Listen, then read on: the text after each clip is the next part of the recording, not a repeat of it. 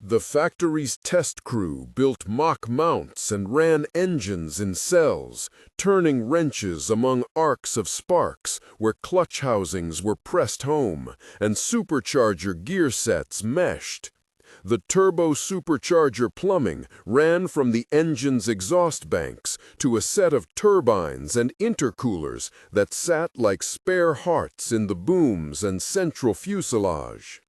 Those tubes and couplings were the promise of high-altitude life, horsepower that held at 10,000 feet and beyond, where a fighter could pursue or escape as a matter of survival.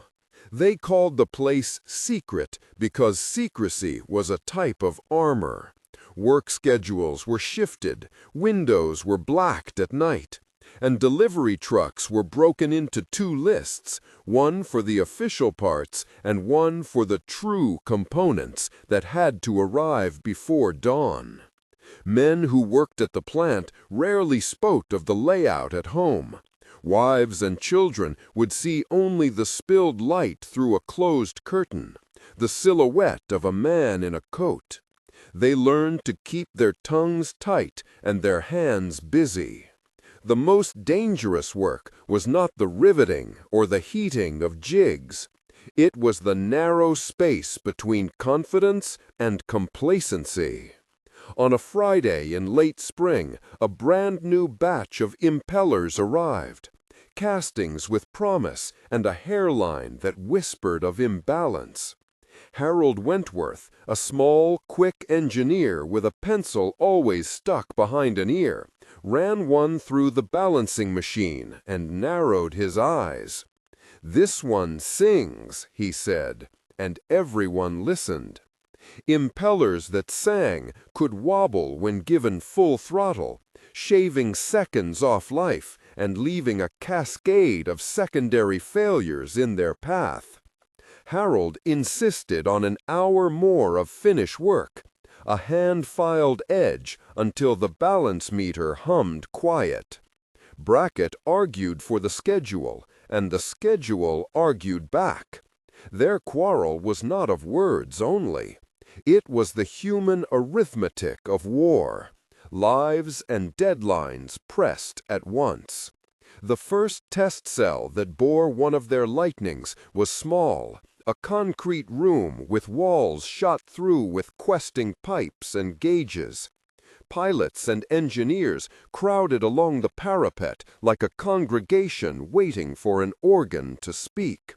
The pilot was a young lieutenant, cheeks still rounded from home, who climbed into the cockpit with the particular stoicism of a man trained to live with engines beneath his feet. He nodded to the ground crew. "Make it sing, boys," he said, and the test crew laughed, a small, nervous sound.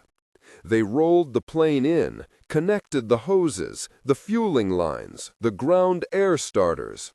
Brackett watched from the glass to see how the cowling fit, how the intercooler vents aligned with the airflow. There is a moment in every test where the machine leaves the world of drawings and enters the world of consequence. The starter key turned by a hand that trembled just enough to remind everyone present that their work had weight. The engines turned, coughed, and then found their cadence. At low throttle, the sound is a contained animal, a steady heartbeat. At full power, it becomes an orchestra of pistons and breath, and the factory's windows trembled as if the entire building had inhaled. The first run was not perfect. The right engine's oil pressure jittered at altitude simulation, and in the test cell, altitude was an equation of throttle, manifold pressure, and faith. They brought the engines back, tapped bearings, replaced seals, and examined the turbo pipes for the microscopic fissures that could turn into catastrophic failures. A test engineer, Robert Kane, whose hands were scarred from previous runs, found a small hairline fracture concealed by soot. He swore softly, No swearing louder than a whisper, and the room exhaled with him. Each failure taught them something. When a gearbox strained under sudden load in a high RPM run, Brackett and Harold traced the misalignment to the tolerances in the mating surfaces behind the gearbox housing, a detail missed in the rush to press more units out the door. Their solution was not glamorous. A shim machined flat to a 5,000th of an inch, installed between two splines that had been worn unevenly. When the plane ran again, the telemetry on the dash smoothed like a breath steadying. The team celebrated with the quiet relief of people who had wrestled down catastrophe by attention.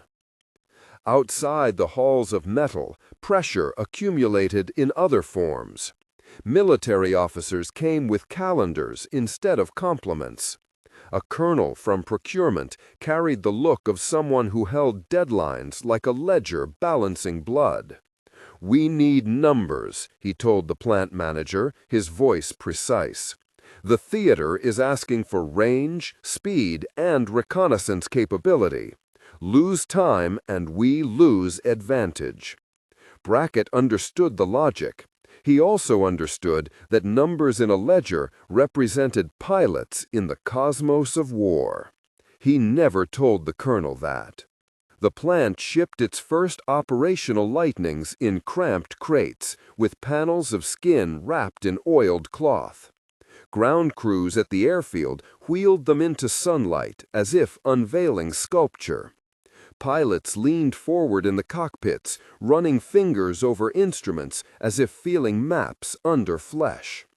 The P-38 silhouette cut the horizon like a question about reach, its twin booms stretching like long arms. Where the P-38 found its fate was not in the plant, but in the sky. Long-range missions required more than raw speed. They required endurance. Messengers from the Pacific Theater arrived with photographs, testimony, complaints. Intelligence suggested that fighters with the Lightning's range could change the geometry of patrols and escorts, feed reconnaissance into targeting, escort bombers deeper than before. A pilot could climb and fly until the edge of the map, and sometimes beyond. That possibility brought urgency into the plant, the way heat pressed iron. Useful, pressing, and dangerous. Not every delivery met with success.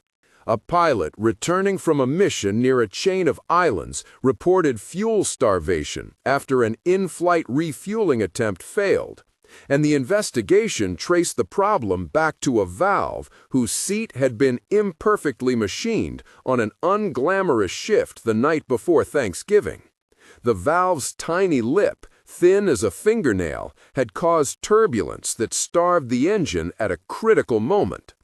Brackett read the report in silence at his kitchen table, a lamp skewed toward the paper. His wife kept the radio low that night. There are failures that are mechanical and failures that are moral, and sometimes, in the small hours, they feel the same. The plant's workers bore these burdens one small act at a time. Samuel Ortiz kept a small photograph of his boy tucked under the bench where he riveted. He sent letters home that were practical and bare. The nights are long, the work keeps eating the week. But his handwriting betrayed a rhythm of pride that did not belie fear. He had family who needed meat on the table, and a world in which a son wearing little shoes might someday grow up to run across fields that were no longer shadowed by anti-aircraft guns. He took comfort in the thought that manufacturing a plane might also be molding the scaffolding of a future peace. By late summer, the plant had refined procedures that looked from a distance like art. They developed jigs that held the booms at the exact angle necessary to ensure the center line of thrust was true. They instituted double checks on every torque value. They built handbooks of shop lore, small dog-eared manuals written in the margins of wartime exigency. They learned to read equipment as a physician reads patients, bearings that warmed too quickly, rivet series that chipped at high altitude, paint that blistered because the anti-corrosive compound had been swapped in a hurry to keep pace with orders. Each lesson added to the plant's muscle memory. Each failure scarred it, and in the scarring there was a strange sort of expertise. There were accidents, always accidents, when machines and haste walked together. A press operator named Eddie fell during a night shift when a scaffold that had been hastily installed gave way. He walked away with a fractured wrist and a temper like coals. The plant paused for a small memorial on a bench of polished wood in the foreman's office. Men left tools there, the way sailors sometimes leave flowers at a ship's stern. Brackett placed his caliper on the bench, a small personal offering. The presence of grief, of vulnerability, reframed the work. It was no longer a sequence of tolerances, but a ledger of responsibilities. The technical breakthroughs came in patient increments rather than epiphanies. Harold conceived of a reinforcement in the center wing box that distributed shear more evenly across the spars. It demanded adding a rib that would increase weight by a modest fraction, but would vastly improve fatigue life. Weight is currency, Brackett told the men as they debated the trade-off. If the center received the strain and did not yield, the tail would not wag the head into failure. They tested the modification on a jig until the metal admitted defeat no more easily. The plane's flight envelope widened. The pilots, when they finally got it into the air, spoke of steadier handling at high altitude and less buffeting in maneuvers that had previously felt like tugging at a wild horse. As the plant churned, external demonstrations of what the product could do sharpened the moral haze. Film arrived in reels showing missions where Lightnings served as long-range escorts and as photo reconnaissance platforms. The images were stark. Long rows of bombers with fighters perching along their flanks, the Pacific a flat, indifferent sheet beneath. In briefings, officers showed satellite-like images of cities and harbors, black rectangles where buildings had been. There was an inevitable gulf between the satisfaction of a machine achieving its design goals and the ledger of human consequence that followed in its wake. This was a presence that visited the plant in quiet ways. A widow wrote once to the factory with a careful, sad hope of information about the plane in which her husband had been shot down. The letter passed through many hands before it reached Brackett, who sat at his own desk and felt the metallic clink of keys as profanity against the silence that had settled over the page. They could not offer more than logistics, paperwork, and condolences. The letter sat in a tray for a week before Brackett wrote a line. One line, hand-penned, bridging the divide between production and consequence. "We made a thing with your husband's name on it," he wrote haltingly.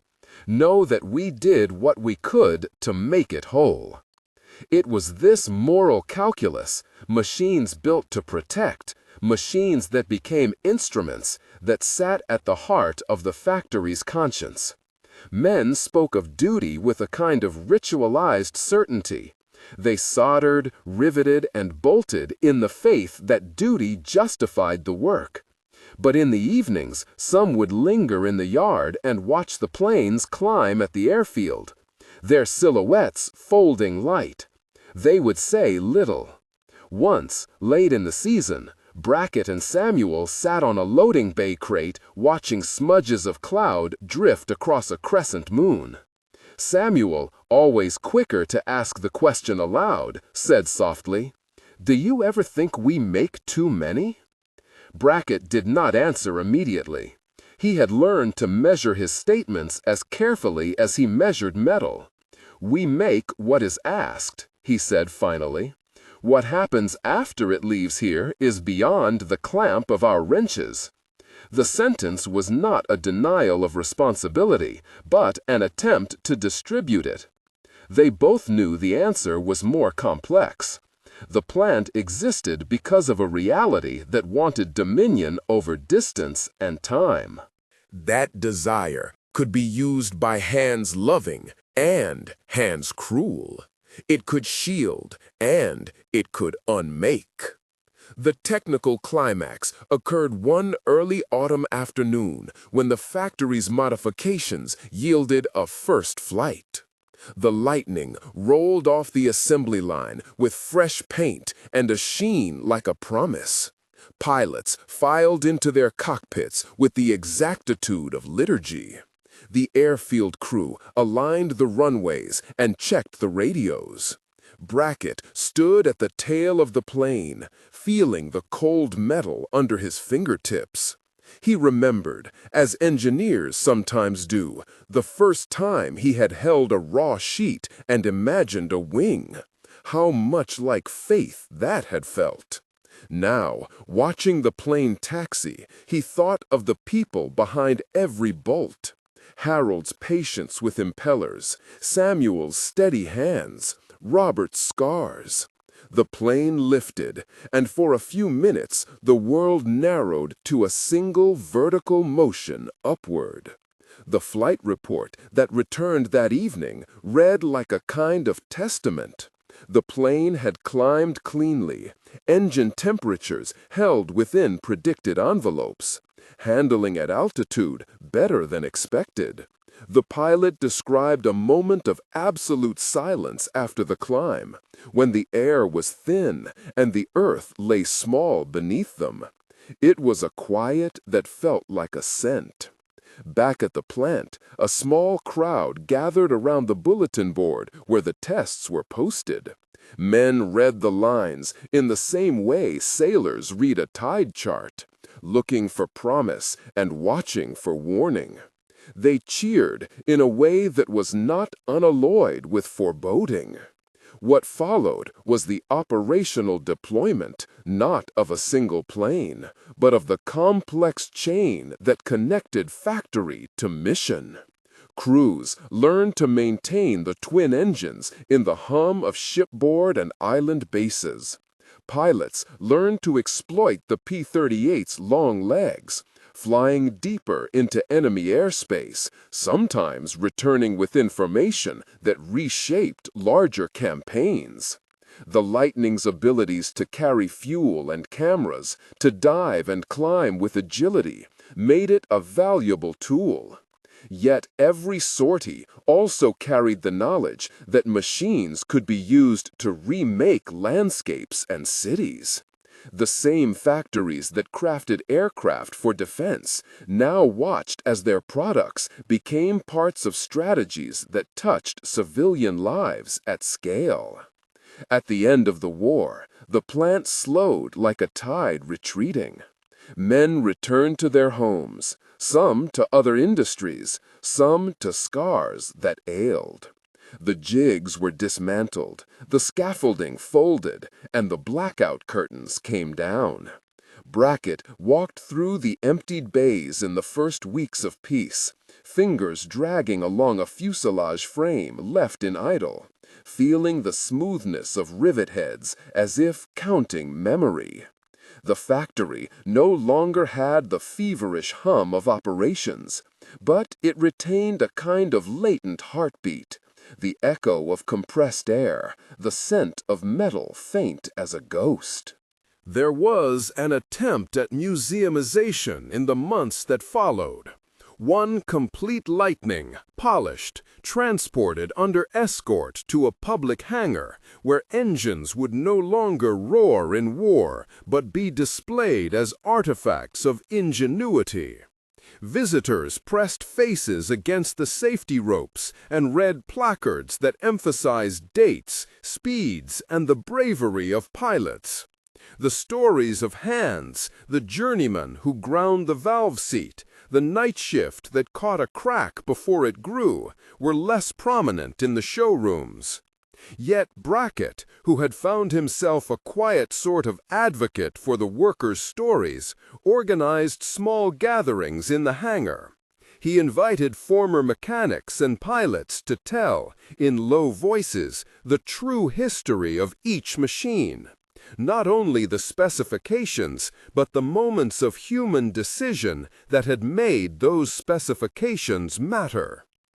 In the quieter years that followed, he kept a small ledger of notes, lines of hand-scripted recollection that balanced technical detail with personal fragment. He wrote, in one faded entry, "The metal learns its limits slowly, like a child.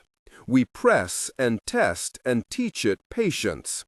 He dated it with a hand that had steadied in the afterglow of pressure. The factory's legacy, he realized, was neither wholly heroic nor wholly damning. It was layered. The P-38 had been a marvel of design and a tool of war. Its manufacture had saved jobs and fostered skill. Its use had resulted in both protection and destruction.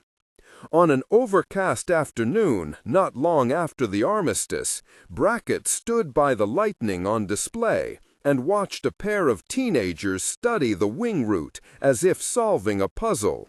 One of them ran a finger along the rivet line, a slow ghost stroke. The other asked aloud, softly, unaware of the man listening, "Who built these things?" Brackett stepped forward, feeling for once less like an engineer and more indeed like a witness. He told them of tolerances and the noise of rivet guns, of midnight shifts and of letters from home. He told them, too, about the quiet after a test and how the factory felt like a living thing whose heartbeat had been in the engine notes when the Lightning climbed. He did not offer an easy moral of the story. Instead, he said, "We made a thing that could cross oceans. That meant it could also bear a weight. Remembering the weight is part of the work." The teenagers listened with the strange attention that ignorance often grants to those who speak simply. One of them nodded, and as they walked away, Brackett thought of the small ledger in his pocket, the rub of paper against hand, like a promise.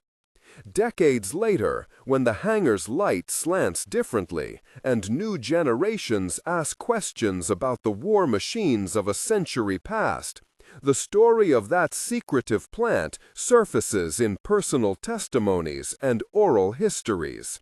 People speak of the furnace heat, of the riveting rhythm, of the small acts that prevented disaster. Museums display the Lightning as a whole and shiny artifact, but the true history lives in the rhythm of a punch, a counter, a torque set, of people who measured lives in fractions and spoke bluntly in the evenings. The dual nature of technology, its capacity to connect and to destroy, remains the pressing question historians and engineers pass between them like a hot tool. Brackett grew older, his hair thinning to a silver that glowed like the metal he revered. He walked less now, but when he visited the hangar, he would sit in a folding chair and let the noise of tourist conversation float by. Once, he was asked by a television interviewer what he thought about the planes now, whose metal skins had warmed in the sun and whose engines were silent. He paused, thinking of Samuel's son and the valve seat, of the press operator Eddie's wrist and the quiet letters from widows. Then he said simply, "They were made to do a job. That job sometimes mattered. The rest is history and memory. We have to tend both." The room that grew around the memory of that secret factory is a place of paradox, marvel at craft and horror at consequence, bound together in a single thread. The P-38 Lightning remains an emblem of ingenuity, the daring geometry of its twin booms, and the brilliant, precise temperament of its engines. The men and women who made it were craftsmen who pursued perfection with tools and arguments and sometimes stubborn silence. Their achievements carried both protective and destructive potentials across the vast, salt-stained arena of war. To tell their story is to look at both the machine and those who bent their shoulders to make it, and to hold their handiwork without pretending that brilliance erases responsibility. And so, in the quiet of the museum, under the aircraft's shadow, Brackett's ledger rests in an archive. Researchers bend over its pages, and the faces of the young apprentices look up through photos and typed names. The factory's secret was not merely security, but the intimate world of labor, error, repair, and the ethical weight of making things that move people across distance and history. The lightning's roar is preserved in recordings and in the memory of those who heard it on test days. The sound still feels like a heartbeat, a measure by which a nation counted its reach, and which, now that the engines are cold, asks that we measure our choices with similar care. Outside the hangar, a breeze lifts the edge of a plaque and sends fallen leaves skittering across the tarmac. The plane's shadow stretches long in the afternoon, and for a moment it seems to reach further than the present, touching on histories that refuse to be cleanly classified. In museums, in ledgers, in the hands of those who still remember the feel of a burr under a file, the secret factory endures. Less a cloak of mystery, but a testament that human ingenuity in its finest form is precise and profound, and in its practical consequences, never uncomplicated. A gust pushed the leaves into restless piles, and for a few minutes the tarmac looked as if it were trying to remember the shape of footsteps long gone. Inside the archive, the ledger lay open beneath soft light, its paper browned at the edges, each page a small geography of decisions. The lines of ink varied, some entries hurried, dashes and shorthand that belonged to men whose hands learned economy. Others were careful, deliberate, letters formed with the slow attention of someone who had time to mark what mattered. Dates marched down the margin, and beside them the routines of assembly. Rivet counts, torque values, rework notations, the occasional exclamation point where a fit at last agreed with a drawing. They called her Clara because she worked with clarity, and because she wanted names to be seen. She was an oral historian hired by the museum to transfer the ledger's contents into a searchable archive and to track down the people named in its margins. Clara read the first pages aloud to herself, testing the voice that would later be used in tours and podcasts. When she reached an entry dated one late autumn in 1943, valve seat reamed, took 2 tries. Eddie's wrist. Letter from Mrs. H. Reply on hold. She paused. Her thumb found the faint smudge where a hand had wiped sweat from a cheek or an instrument from a file. She read on. The ledger became, under her fingers, an argument made in small marks, the constant correction of parts, the quiet notation of injuries, the parentheses that held names of those who had not returned from leave. Many entries were technical without ceremony. Test run, oil temp nominal. And yet beside them, in different ink, some of the men had scribbled personal shorthand. A brother's draft date, a child's birth, a request to deliver pay to another's mother. The ledger did what archives do best. It turned labor into a human document. Clara felt the old line Brackett had said in the hangar, the measuring of lives in fractions, becoming literal in the columns before her. She wrote letters to names listed inside and found recipients who remembered the factory as if it were a neighborhood rather than a workplace. There were sons who had inherited tools, daughters who had inherited an apron and the smell of hydraulic oil, wives who had saved pay stubs folded into Bibles. One afternoon, when Clara rang the doorbell of a house 2 towns over, a woman came to the door with a slow, appraising look. When Clara said her name, the woman's face rearranged itself into recognition. "Eddie's girl," she said simply. She invited Clara in and then reached for a box from a closet shelf. Inside were photographs. Eddie at 16, his wrist bandaged. Eddie at 20, with a laugh that made him younger than he had been. A folded letter from a widow whose husband had flown missions and later kept quiet about them. The photos smelled faintly of the attic and of time. When Clara asked if she could copy the letter, the woman hesitated and then nodded. "Keep it honest," she said. "We don't need the plane to be hero or devil, just true." The ledger made such requests possible. When Clara uploaded transcripts, she included marginalia, notes indicating where a page mentioned personal names, where a repair noted repeated failure, where a notation hinted at exhaustion. She realized as she worked that historians and engineers were likely to read the same pages differently. The engineer counted tolerances, the historian counted names.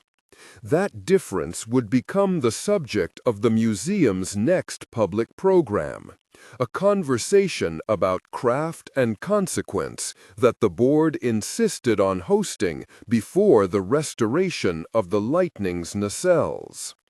Across town, the debate took shape in public letters and committee meetings. Some veterans wanted the plane displayed as triumph, testimony to ingenuity, to the obscure glory of getting things to fly. Others, relatives of victims, pacifists, a handful of younger historians, pressed for an interpretive frame that would not soften the presence of death and harm. The museum's curator, Maureen Hale, found herself threading an uneasy path. She understood the magnetic clarity of a polished airframe and the stubborn questions lodged beneath its skin. She read Clara's notes one evening and underlined the sentence where a widow had written, "He used to whistle when he tightened the bolts, but he couldn't whistle on the day the telegram came." At the panel, the hangar filled with a congregation of conflicting memories. The P-38 hung above them like a suspended argument. A cluster of schoolchildren pressed their faces against a safety railing and whispered about twin booms. A man with medals pinned to his chest adjusted his jacket and said little. Maureen opened with a measured invocation to memory, and then she called Clara to speak of the ledger. Clara stood before the crowd with the thin stack of photocopies she had brought, a handful of pages pulled from the archive, and read 2 brief excerpts, a notation about an out-of-tolerance aileron hinge, and a sentence torn from a widow's letter. The juxtaposition, quiet and direct, made a sound room hush. You can admire engineering and still insist on honesty, Clara said. Admiration does not exempt us from truth. The ledger asks that we tell both. There were those in the room who bristled at the tone they read as accusation. A retired test pilot, voice edged by age, argued that to call the plane a tool of harm alone was to erase the reasons men strapped themselves inside. We must not shiver the bravery out of it, he said. A young engineer in the audience, Mira, a graduate who had graduated recently and now taught aerodynamics, stood and tried to bridge the gap. I think the ledger shows also care, she said. Look at the rework. Look at the rechecks. People who build things this way thought of consequences before fastening the penultimate bolt. That is responsibility. Brackett came because he had been asked, and because the curator hoped his presence would be a living tether to the ledger. He moved with a cane now, but with a steadiness born of habit. Where once he'd walked among presses, he now walked between chairs and memories. When his turn came, he adjusted his voice and spoke less of technology and more of craft, of mornings that smelled like oil and like possibilities, of men who argued about tolerances as if argument were prayer. We did not only make metal, he said slowly. We made choices in metal. It is a mistake to pretend these are separate things. The ledger is not only about bolts. It is a witness to the ways we chose. Every note there is an answer to a choice. To hurry, to check twice, to say to a man, rest. He cleared his throat. I would rather the plane be seen truthfully, not sanitized, not demonized, truthful. Silence followed, then questions, then small, careful applause. After the meeting, a woman in a coat approached him and placed a bundle in his hands, the worn, oil-dark knuckle of a wrench marked with initials. For the archive, she said. It belonged to my father. He said you taught him to file with an eye for finish. Brackett held the wrench as if it were a relic, and then smiled, an expression that eased some part of him. The debate did not end that night. Letters continued to arrive. An editorial advised the museum to refrain from moralizing in a display. Another columnist praised the museum for recognizing complexity. The board met and decided with a near-unanimous vote to include the ledger in the Lightning's interpretive display, side by side with technical diagrams, oral testimony recordings, and a small case of personal effects, a cloth cap, a pair of safety goggles, a folded letter. The display would not make proclamations. It would present evidence and leave the visitor to reconcile admiration with sorrow. When the exhibit opened months later, Brackett's ledger rested against a velvet pad, its pages visible beneath glass. On a nearby bench, headphones played the recorded voices Clara had collected. The son who remembered his father's whistling, the widow whose letter never reached a final reply, the factory foreman who had once refused overtime because a man's child was ill. People sat and listened with varying expressions, some with pride, some with tears, some with the hard distance of study. A boy leaned forward and read the ledger aloud with a seriousness that made his mother smile. Rivet count, bay 3, corrected, eddy, wrist. Sent parcel to Mrs. H. He looked up and asked, "Why did they write that?" His mother answered, "So we don't forget who did it." For Brackett, the display was both vindication and burden. He watched people read the ledger and then stand beneath the plane, their faces lit by daylight drifting through the hangar's windows. He felt the ledger's pages like a map of his own hands. Brackett approached, cane tapping, and listened for a while to the apprentice's catalogue of rivet patterns. "They're beautiful," Brackett said at last. "But remember, they do the job." The apprentice looked up, startled by the presence of what he assumed to be an old raconteur, and then smiled. "Did you work on these?" he asked.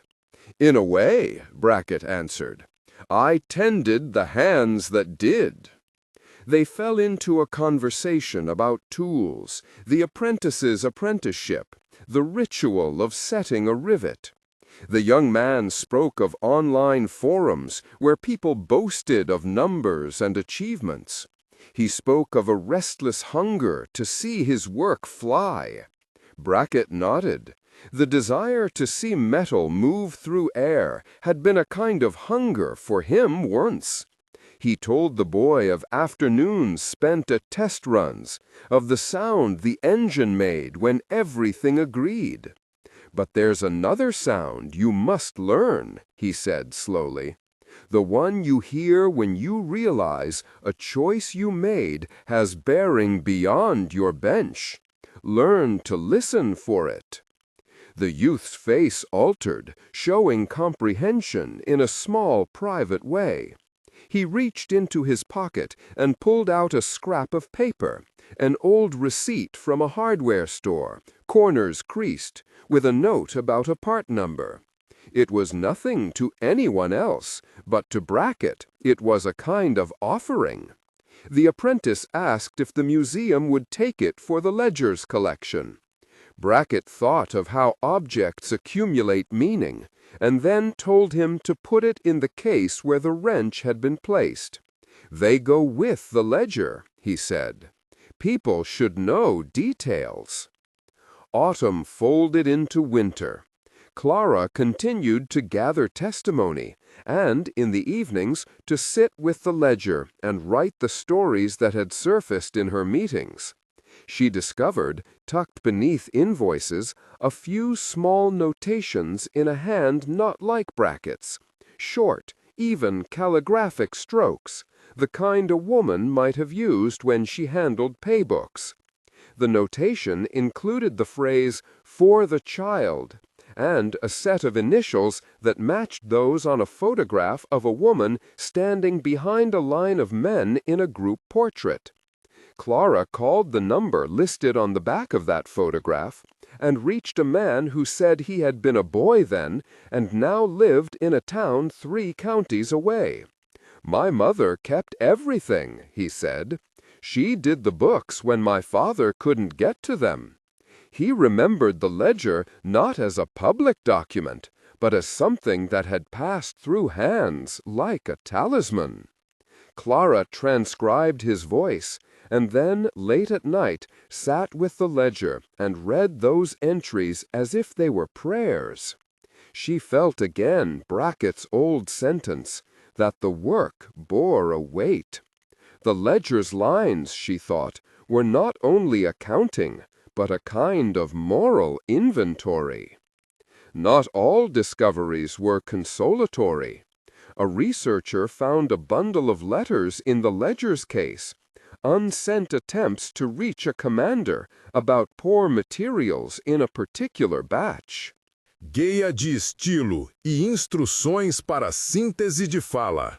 Início das instruções. Você é narrador, palestrante com voz potente, forte e autoritária. O tom deve ser firme e inabalável. Contexto de continuidade. A frase anterior era "and about poor materials in a particular batch". Você está no meio de uma frase-pensamento. Mantenha o ritmo e a força vocal sem quebrar a conexão. Haja como se estivesse transmitindo uma verdade fundamental. Tenha aqui uma voz potente, forte e autoritária. Contexto de continuidade. Estas frases têm o tom de voz potente, forte e autoritária, firme e inabalável. Você é um narrador, palestrante, com voz potente, forte e autoritária. Eles estão no meio de uma frase. Mantenha o ritmo e a força vocal sem quebrar a conexão. Haja como se estivesse transmitindo uma verdade fundamental. Estas frases têm o tom de voz potente, forte, firme e inabalável. Contexto de continuidade. Estas frases têm o tom de voz potente, forte, firme e inabalável. Agora está no meio de uma frase. Mantenha o ritmo e a força vocal sem quebrar a conexão. Haja como se estivesse transmitindo uma verdade fundamental. Tenha aqui uma voz potente, forte e autoritária. The letters were terse and formal, and their trail stopped at an address in a city that had been dispersed by war. Clara tried to trace the pen's author and found only a last name and a crossing of streets. The latter suggested officers who had not heeded warnings or systems that had found small faults acceptable. They became, in Clara's reports, a reminder that the ledger was a fragment within a larger architecture that could tolerate neglect as much as it could reward care. A few weeks before Christmas, the museum scheduled a small ceremony to mark the ledger's addition to the public collection, a modest gathering with a reading and warm cider. Brackett's health had been fluctuating, but he wanted to attend. He arrived, bundled against a cold sky, and sat under the plane with a photo the curator had printed and framed. A snapshot of the factory floor, men bent over their benches, and in one corner, a young Brackett with a cap askew. He listened as voices read passages from the ledger, and as Clara recited a letter that had never been mailed. After the reading, a woman in her 60s came forward and placed a small cloth-wrapped parcel into Brackett's lap. She introduced herself as Mrs. Lane's granddaughter and told him that inside was a strip of the plane's original paint saved by a man who had served as a crew chief. He said every mark was proof that someone had been thinking, she said. Brackett unwrapped the cloth with hands that trembled slightly. Under the cloth lay a narrow ribbon of blue paint, its surface crazed with age. He ran a forefinger along the paint and then closed his hand around it as if to hold the color against his palm. He thought, not for the first time, of the ledger as a place where private proofs accumulated into public truth. He thought of the apprentices and of Eddie and of the small acts that prevented disaster. He thought of Samuel's son bending a valve seat until it fit, and of the letters from widows folded into envelopes and placed in trunks. Memory, he understood, was not only a thing of speech, but of tactile proof. Receipts, wrenches, paint, a smear of grease on a folded paper. The objects and the ledger became a way to speak across absence. When the crowd thinned that evening and the hangar's lights were turned low, Brackett lingered. Clara came to him with a thermos and sat a respectful distance away. "You did right," she said quietly, "by bringing all this to light." He looked at her, his gaze bright despite his tiredness. "We tried to do right," he corrected, and then added with a small humor, "but it was a long list of tries." They sat in silence as a cold wind passed through the hangar's open door, and the lightning was haloed against a gray sky. In that silence, Brackett mouthed a few names, Eddie, Samuel, and then spoke an instruction as if to a student. "Keep the ledger honest," he said, "not to shame the man, but to teach the ones who follow. You cannot make a thing without owning what it does." Clara promised, and she meant it. She knew there would be more pages to transcribe, more families to find, more arguments to be had about how museums present difficult objects. But the ledger, lying now in its place, had already done work. It had made a space where contradictions could be held without the need to tidy them. Outside, headlights traced the hangar's concrete, and a last worker, a man who had once been an apprentice and now volunteered on Sundays to polish the exhibit, locked the door. He paused a moment, and, as if remembering something half-formed, he reached into his shirt pocket and pulled out a small card. On it, in a faded pencil, was a single line written years before: "Measure twice, think thrice." He tucked the card into the ledger's outer case through a slot the curator had left for personal tokens, a place for visitors to leave something small. Then he locked the padlock and walked away with the echo of the plane's shadow trailing him like an old expectation. Winter folded into a brittle spring. New voices entered the conversation. An engineer who wrote a book about responsibility in technology. A documentary filmmaker who wanted to interview Brackett for a segment that would not be hagiography, but would instead hold contradictions. Brackett agreed to an interview on the condition that the ledger be allowed to speak in its own time. When the filming crew arrived, they found him in his chair, cane propped against the leg, the wrench now displayed in a small case nearby. He told a story not of invention only, but also of stopping, of the weight that comes with making. He said again the sentence that had become his refrain: "We made a thing that could cross oceans." That meant it could also bear a weight. The documentary cut that line into sequences of faces, wives, sons, apprentices, interleaving images of the plane with close-ups of ledger script and of hands. The film screened at a small festival and then circulated online. For a while, the ledger's traces found an audience beyond the local community. Letters arrived from strangers, some thanking the museum for refusing simplification, others naming their own experiences in modern workshops and factories. Similar tensions, different tools. What surprised Clara was not the attention, but the tone. People seemed relieved to be given a picture that insisted on both craft and consequence. The ledger had, in a small way, provided a vocabulary for those who wanted to talk honestly about what it means to design, to produce, to authorize. Brackett lived to see the ledger's wider life. He received letters from men he had not known.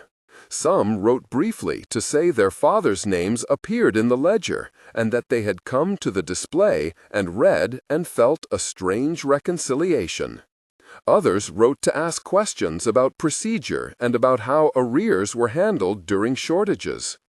He answered, in handwriting that had grown shakier, but that remained legible, with the patience of someone cataloging not only facts, but obligations. One evening, late and lit only by a low desk lamp in his small flat, Brackett opened a pile of correspondence and found a letter that made his eyes go soft. It was from a granddaughter of Samuel, the valve seat man, who had written not to demand a correction, but to tell him of a child in her town who had taken up metalwork. The girl, 10 years old, had been shown a page from the ledger and had decided she wanted to learn how to file and to measure. "We took her to the museum," the granddaughter wrote. "She stood under the plane, and she said, 'If I learn to make things well, maybe I can keep them from causing harm.'" The letter was small and careful, and Brackett read it twice. He thought of the apprentices in the photos and of the boy who had asked simply why the ledger existed. He thought of the wrench and the painted strip and the ledger itself. And he felt that the work of remembering was not the end of responsibility, but its continuation into the future, handed like tools from palm to palm. He set the letter beside the ledger's transcription notes and folded his hands for a moment, as if to steady himself for what came next. Spring became full and loud with machinery from the restoration shop, and the museum's programs multiplied. A course on ethics in engineering used the ledger as a central case study. A playwright wrote a short one-act play inspired by a page in the ledger, a scene in which two men argued about whether to rework a part, and where the languid rhythm of the argument became a moral parable. The play was staged in a small black box theater and moved a handful of people to tears. The ledger had changed rooms and forms, and each form taught something different. And yet the ledger always returned to its original materiality. New names were added to its digital catalog, but the paper itself remained steady under glass. Visitors left small offerings in the slot, notes, a photograph, a child's drawing of a plane with a heart drawn beside it. The ledger, mute and patient, bore them all. On a soft, rain-blotted afternoon, a year after the ledger's debut, Clara found herself again in the hangar, following Brackett down the aisle beneath the lightning. He was weaker now, his steps were shorter, and his voice thinner. She had come to read excerpts for a radio piece and to bring him copies of letters that had arrived that week. He smiled when he saw her, and then, unexpectedly, reached out and took her hand. "Don't let them tidy it," he said, and his smile sharpened into a line of resolve. She nodded, feeling the weight of stewardship settle like a familiar coat. "We won't," she promised. They stopped by the ledger's case. Brackett leaned on his cane and peered through the glass, squinting at the handwriting that had been his life. For a long minute, he simply looked, then reached out, not to glass, but to memory, and spoke a list of names, and Clara repeated them softly, so that they filled the hangar and might have been heard by those who had once worked in the factory's warm rooms and by those who had died in ways the ledger could only hint at. When Brackett left the hangar that day, he walked slower than before. He paused on the tarmac and looked back at the plane's silhouette, as if making sure it remained as it had been, both craft and consequence. He tucked the thermos into his coat and then turned toward home, his cane making a steady tap. Behind him, the ledger waited in its case. The museum's lights dimmed as dusk gathered. The plane's shadow grew long and lace-like on the concrete. Inside the ledger, a new scrap of paper had been slid into the slot that morning, a penciled note that read, "I will measure twice and tell." The line, small and earnest, lay among the older marks like a lit fuse of intent. Outside, a juvenile robin made a clumsy landing on a low conduit near the hangar, turned its head, and then flew away, small and unafraid. The plane's shadow shrank as night came on, and the hangar stilled. Yet memory, and the tasks that memory imposes, do not rest merely because the light goes. The ledger was a place where the past kept company with the present, and for those who tended it, the work would continue. Transcription, testimony, argument, reconciliation. The plane hung above them like a question that needed answering not once but continuously, with each generation who would learn to make and to weigh what they made. Clara closed her notebook and stepped toward the archive door. She left the ledger where it had been placed, ordered and open to a page that might invite reading the next morning. As she walked out into the cool evening, she felt the small certainty that the ledger would hold the names and the choices, and that others would come to stand before it and learn how to measure lives in fractions and, perhaps, how to choose more carefully. At the edge of the tarmac, a new crew bus idled. Its passengers talk low and expectant. Apprentices returning from a field trip to the plant. One of them carried a folded schematic tucked under his arm. Another held a compact notebook with the roughness of fresh pages. They passed the hangar and peered up. Brackett, from his vantage some blocks away, watched them go, and allowed himself a small, grave approval. The future, he thought, would be an accumulation of small acts.